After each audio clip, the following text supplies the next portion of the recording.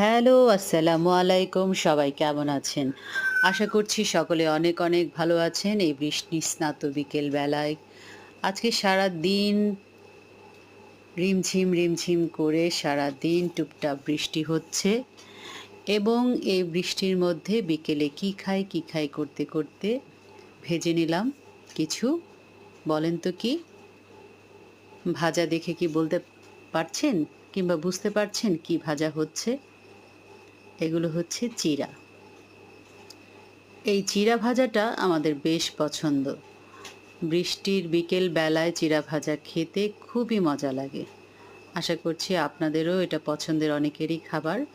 তাই বৃষ্টির বিকেলে সন্ধ্যায় আপনারা যদি এটা খেয়ে নেন, একটু কষ্ট করে ভেজে নিয়ে, তাহলে আমার মনে হয় না মন্দ লাগবে। সবারই পছন্দ হবে এবং সবাই খেতেও ভালোবাসবে। এই তো আবার পাশেই আমার মেয়ে বানিয়ে ফেলেছে পাস্তা। এই বৃষ্টির স্নাত বিকেলে চিড়া ভাজা পাস্তা খেতে কার না ভালো লাগে বলেন? এই তো ছেলে খাচ্ছে, আমরাও পাশে বসেছিলাম খাবো। সবাই একসাথে বসে গেছি।